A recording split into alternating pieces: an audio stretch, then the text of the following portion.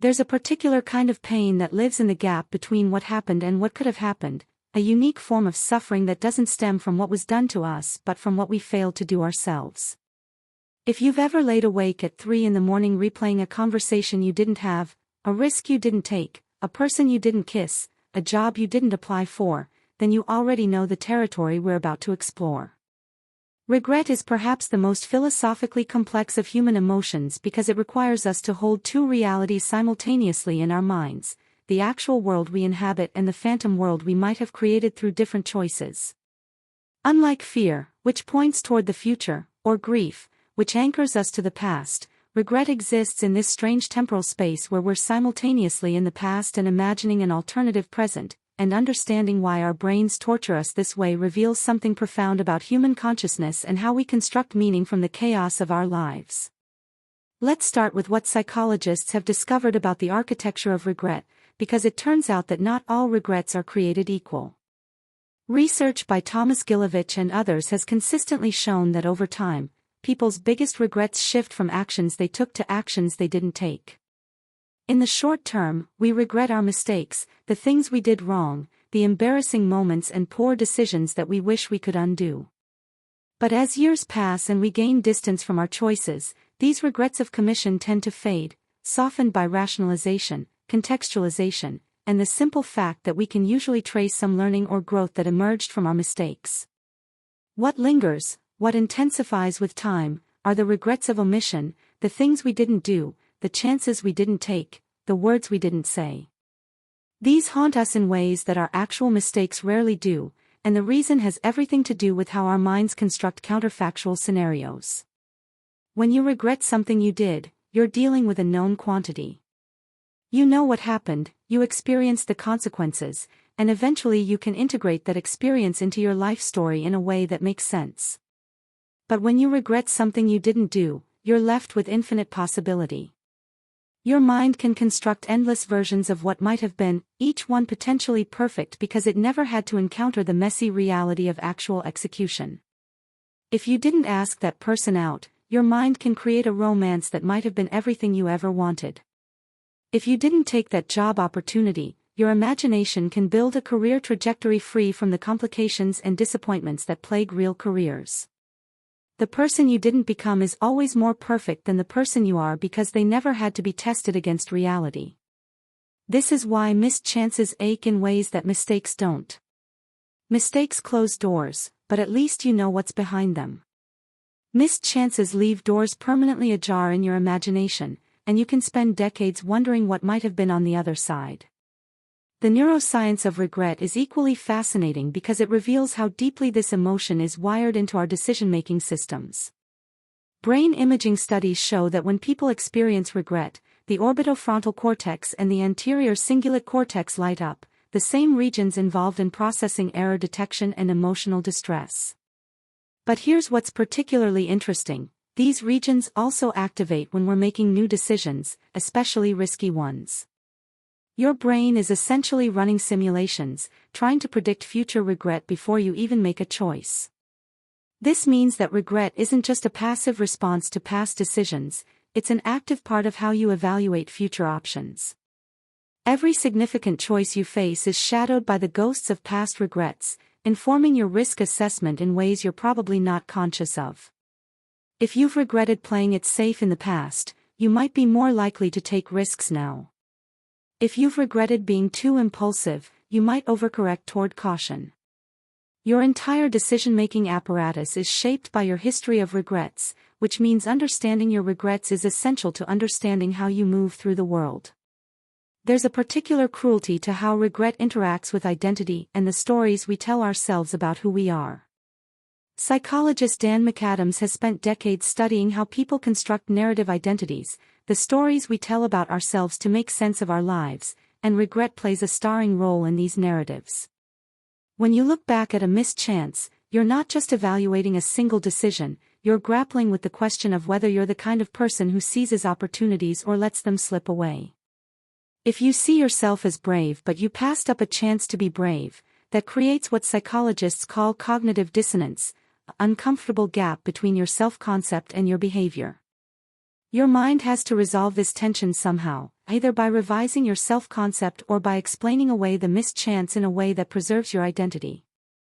This is why people create elaborate justifications for their missed chances, why we tell ourselves stories about why the timing wasn't right or why it wouldn't have worked out anyway. We're not just managing regret, we're managing our sense of who we are. But here's where things get even more complicated and interesting. Research suggests that some amount of regret is actually essential for psychological health and moral development. People who report experiencing no regret tend to score higher on measures of psychopathy and lower on measures of empathy. Regret requires the ability to imagine alternative outcomes, to care about those outcomes, and to feel responsible for your choices. It's a sophisticated emotional response that depends on a whole suite of cognitive and emotional capacities. Moreover, regret serves important functions. It helps us learn from our mistakes, motivates us to make amends when we've hurt others, and pushes us to take action when we're being too passive. The problem isn't regret itself, it's getting trapped in a loop of unproductive rumination about unchangeable past decisions. Consider the strange mathematics of regret and how proximity affects intensity. The closer you came to a different outcome, the more intense the regret.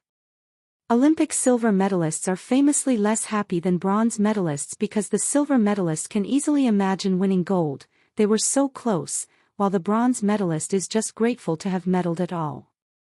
If you missed a flight by 2 minutes, you'll regret it far more than if you missed it by 2 hours, even though the outcome is identical. Your mind fixates on those 2 minutes, replaying all the small choices that could have made the difference. This is why timing plays such a crucial role in our regrets. The person you almost told you loved them, the job you were this close to accepting, the moment you were on the verge of taking a risk but didn't, these near misses generate more regret than the opportunities you weren't even aware of or that seemed impossibly distant. The culture you grow up in also profoundly shapes what you regret and how intensely you regret it. Research comparing individualistic and collectivistic cultures shows striking differences in regret patterns. In Western individualistic cultures, people tend to regret not being true to themselves, not pursuing their dreams, not taking enough risks to achieve personal fulfillment. In more collectivistic cultures, people more often regret not fulfilling their obligations to family and community, not being there for loved ones, not maintaining important relationships. These aren't just different content for the same emotional experience, they reflect fundamentally different value systems and different conceptions of what makes a life well lived. Your regrets reveal your values, often more honestly than your stated beliefs do. There's also a profound connection between regret and the aging process that deserves attention. Bronnie Ware, a palliative care nurse who spent years with dying patients, documented the most common regrets expressed at the end of life, and they follow predictable patterns. People rarely regret not working harder or not accumulating more wealth. Instead, they regret not having the courage to live a life true to themselves, working too hard at the expense of relationships, not expressing their feelings, losing touch with friends, and not letting themselves be happier. What's striking about this list is that these are almost all regrets of omission, things people didn't do, authentic lives they didn't live, feelings they didn't express, joy they didn't allow themselves. The view from the end of life strips away the rationalizations and justifications we use to manage regret in the moment and reveals what actually matters when we're taking stock of our years. The relationship between regret and action is where the psychology gets really interesting from a practical standpoint. You might expect that regret would paralyze people, that dwelling on missed chances would make you more cautious and fearful. But research shows something more nuanced. How you think about regret determines whether it motivates or paralyzes you. If you frame past regrets as evidence that you're bad at making decisions, that you're fundamentally flawed, or that taking risks only leads to pain, then yes, regret becomes paralyzing. But if you frame regret as information, as your values speaking to you about what matters, as a teacher showing you what you want more of in your life, then regret becomes motivating. The person who regrets not asking someone out and concludes, "I'm a coward," is different from the person who concludes, "I value connection and courage more than I value comfort, and I want to act on that value going forward." Same regret, radically different impacts on future behavior. Let me share something about the paradox of trying to live without regret, because I think the popular advice to live without regrets is actually psychologically misguided and potentially harmful. The only way to truly live without regrets would be to either make perfect decisions every time, which is impossible, or to stop caring about the outcomes of your decisions, which would make you a psychopath. A more useful goal is learning to live well with regret, to make peace with the reality that you will make imperfect choices based on incomplete information and that some of those choices will leave you wondering what might have been. The point isn't to eliminate regret but to ensure that your regrets are honest ones, that you're regretting real attempts and authentic risks rather than regretting your failure to try. There's a world of difference between regretting a relationship that didn't work out and regretting that you never gave the relationship a chance to work or fail.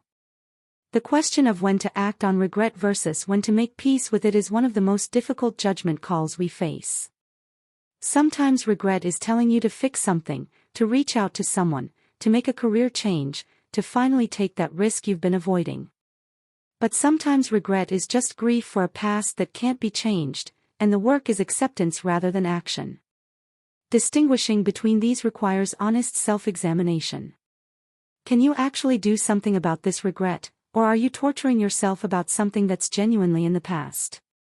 Is this regret pointing toward a pattern you need to change, or is it an isolated instance that you need to grieve and release? These questions don't have universal answers, they require you to know yourself, to understand your patterns, and to be brutally honest about whether action will actually improve your life or just provide the illusion of control over an unchangeable past. What I've come to understand about regret and missed chances is that they're not obstacles to a good life but rather essential components of a conscious one. The capacity to feel regret means you care about your choices, that you have values, that you can imagine alternatives and feel responsible for the shape of your life. The presence of missed chances in your history means you've lived long enough and risked enough to accumulate a past worth reflecting on. The challenge isn't to eliminate these feelings but to metabolize them into wisdom, to let them inform your choices without letting them define your identity, to acknowledge what might have been while still fully inhabiting what is. Your regrets are a map of your values, your missed chances are invitations to understand what you truly want, and your ability to sit with both while still choosing to engage with life is perhaps the most sophisticated form of courage we're capable of. The goal isn't a life free from regret but a life where your regrets, when you're old and taking stock, are at least honest regrets about things you tried rather than cowardly regrets about things you were too afraid to attempt.